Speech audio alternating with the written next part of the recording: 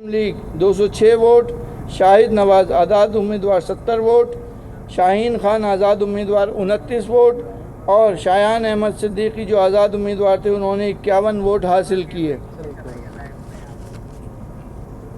और निगत फातिमा जो आज़ाद उम्मीदवार थी उनके वोट रहे 12।